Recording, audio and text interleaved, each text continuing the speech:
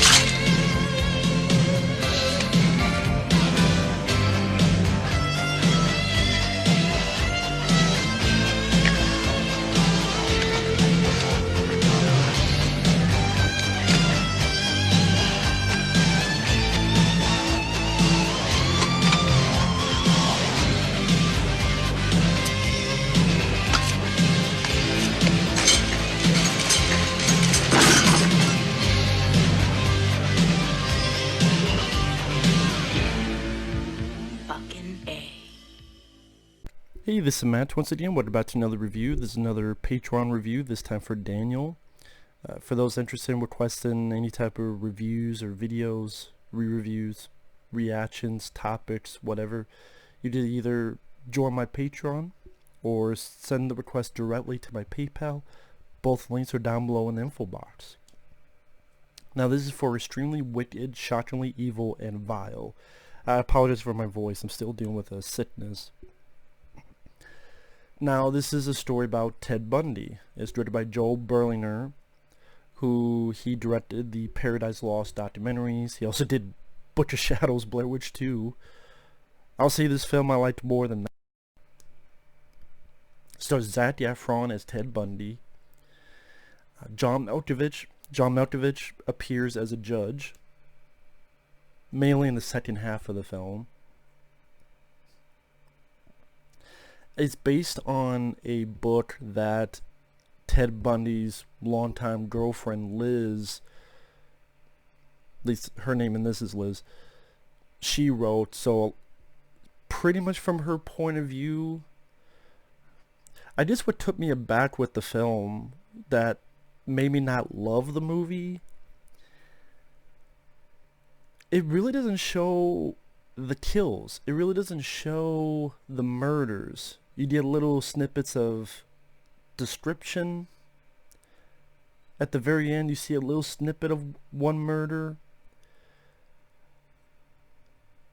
Part of me wonders, when watching the film, if you're someone in your 20s that might not know who the hell Ted Bundy is, I don't know if you don't get a lot out of this.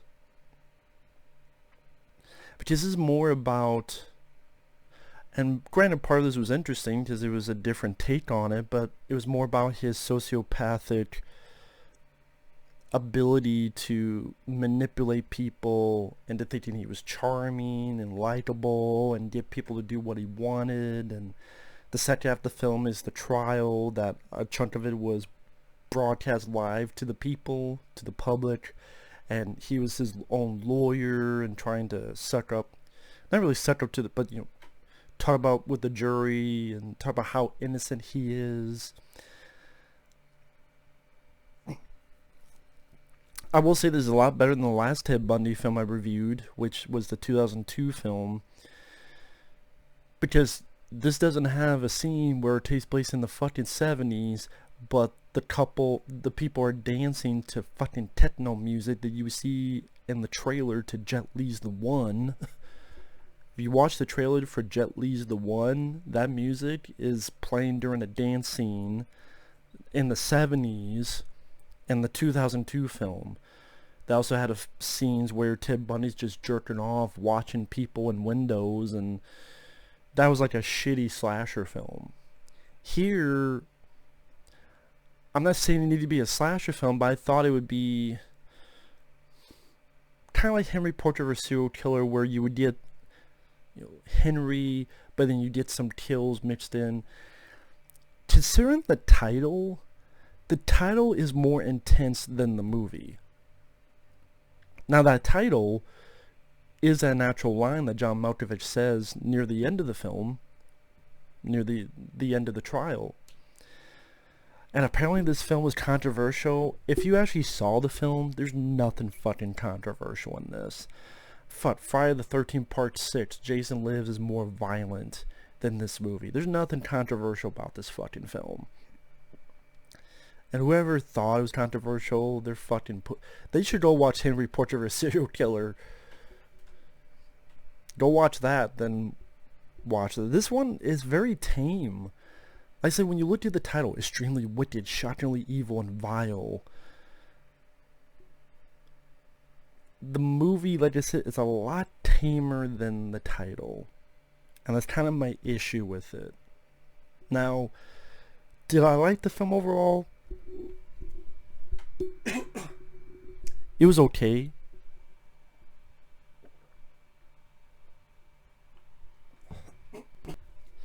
Because the actors did their jobs well. Zac Efron actually was pretty decent as Ted Bundy. I thought Zac Efron did a good job.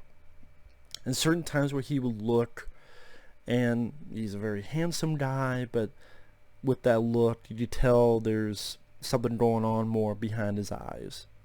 John Malkovich was actually fun as the judge, because the judge had a sense of humor at certain points, and I thought he played off the Ted Bundy character very well. Haley Joel Osment has a role in this as the guy who Ted Bundy's former girlfriend Liz would draw towards later in the film. I'm like, oh shit, is that Haley Joel Osment from The Sixth Sense? Oh shit. So, and the actress who played Liz, like, the actors did their jobs well. The film feels rushed. It feels very rushed because in the first 10 minutes of the film, this is what happens. Ted Bundy and Liz, they meet. Well, first you have a scene with them talking in prison, that's something that will come back at the very end of the film. Then flashback of them first meeting. Then you hear news of the murders. Then he's arrested. Then he's off on bail. Then he tells the girl Liz, don't believe the papers. That's in the first 10 minutes. All the shit that I said. They meet. News of the murders. He's arrested. He's out of jail. Bail. Don't believe the papers. This is in 10 minutes. I'm like, holy shit, that's a fucking rush. Rest in peace, Animal. What a rush. Legion of fucking Doom. Even they'd be like, that's way too much of a rush. What the fuck? You're rushing it really fast, man. Now, with that said, the actors, I keep repeating, they do a good job. It shows that Zac Efron's character of Ted Bundy being charismatic. And trying to use that to anyone he meets up. And once in a while, the director had some interesting contrasting shots where you show old home movies of the couple mixed in with hearing about the murders and like old news programs of the murders, detailing them. But because of its nature and the way it was made, there are times where I could not follow the timeline.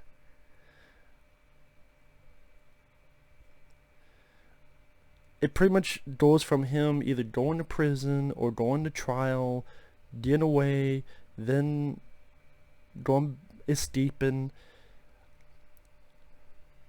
The best way to describe it, there's a point where he escapes through a window.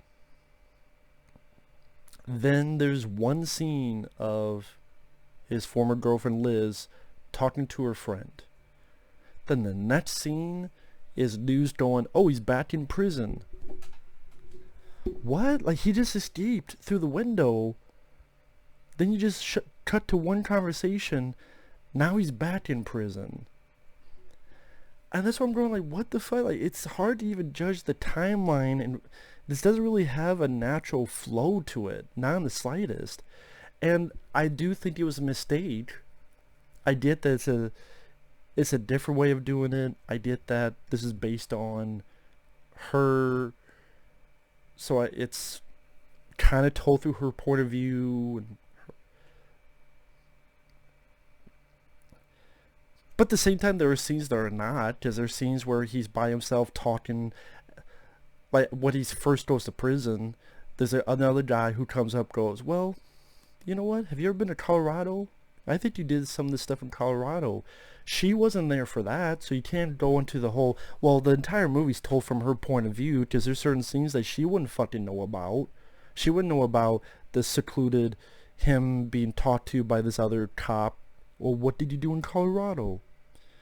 You know what? You're suspected of murder now. I mean, at first it was just kidnapping.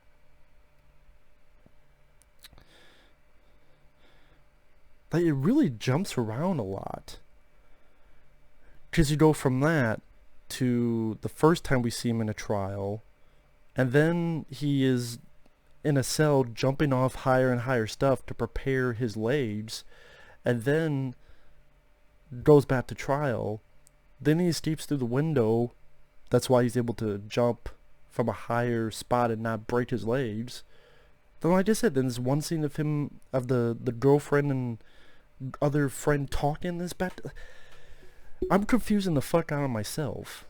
And that's the issue with this. That, okay, I'm not minding the acting. Zac Efron, it was interesting to see him play the character Ted Bundy. But this jumbled nature of a narrative, and then not showing the murders,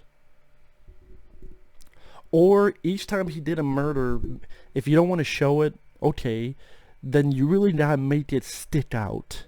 Like, each time there's a murder, like, you really gotta stick out with details of narration or news programs of the murder, and if not images of the murder, then images of the people, or tell the story through a picture collages with, that's the building. And they do that a little bit, but I think they could have hit that a lot harder. It really made people feel the intensity, the vile nature of these crimes. And I don't think they did that, which is weird because he did that in the Paradise Lost documentaries. In fact, my friend Michael CP wanted me to review the first one, and I watched it and I went, you know, I can't, because it was a bit too much for me. I mean, the first scene of that documentary is seeing the real life dead kids, which I did not fucking know that was going to happen. So that really fucked up my whole frame of mind, so I couldn't review it fairly. And I don't blame Mike for it. It's just I had not seen those documentaries. Then the first thing I see is the actual dead bodies. I'm like, oh fuck. So I'm not saying you have to go that far, but in fact, I would prefer you not going that far. But you know, you never, for me, ever felt that intensity. It's mainly about him going from trial to trial, and him trying to be charming, charismatic to his girlfriend to try to keep him there. He meets this other girl with glasses who falls for him, and he manipulates him trying to manipulate the judge, and that doesn't work. Him trying to be charismatic, manipulate, and then when the trial's for the public, how a lot of women, they're really into the trial and they're calling him dreamy. They do have the scene where he has sex with a girl in public, but at least here it looked a bit more understandable compared to the 2002 film. Because in the 2002 Ted Bundy film, there's like 40 people and he's having sex with someone in the midst of 40 people. At least here, it's in the corner and there's no one else around, and you see a guard counting money, so you get the idea, okay, he was paid off. That was explained better than in the 2002 film. Because I think the 2002 film, it's a Ted Bundy movie, but it was more of a shitty exploitation slasher film. And that's why there could be a balance where you just show or showcase or deal more with the murders to really make us feel the contrast of this charming, charismatic guy. Like, the very few times is, okay, during the trial, the prosecutor is detailing the murder about how this nipple was missing and this pantyhose. Garrot. I think you could have gone a lot more further, whether in your description or whether your... Again, I never felt any amount of intensity, which I should feel from a movie about Ted fucking Bundy. And just, it's, again, the narrative, like, rushed, jumping nature, almost got confusing for me.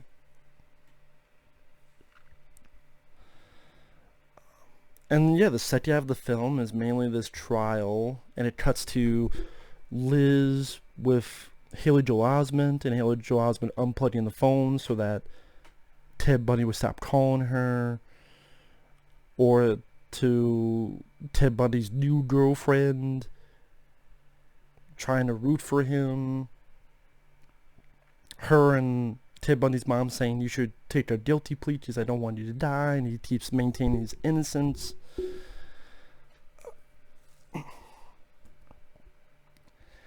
I guess at the end of the day, I look at this and I go, if you don't know anything about Ted Bundy, because let's face it, that's very easy to understand. Because it's not, with the way it is nowadays, with how much of internet, how much of avenues we have of entertainment or media or coverage. And let's be perfectly honest, there's a lot of people who don't fucking look back on history. They care about the now or the future. Let's be blunt and honest about it. So I guarantee you will get people who don't know who the fuck Jeffrey Dahmer is. I guarantee you can find people who don't know who the fuck Charles Manson is. I guarantee you I can find people who don't know who the fuck those are. So when you're talking about someone like Ted Bundy, the fact that he would pretend to be hurt or pretend he had an arm in a cast, and you see that, like, the one brief bit near the very end when Ted Bundy is talking to Liz and she's trying to get him, like, did you do this? Give me something. Did you do this? You see, like, a brief bit of him hitting this girl in the head while his arm is in a cast, because that's how he would do it. He would fake people into thinking he was hurt or he needed help. And so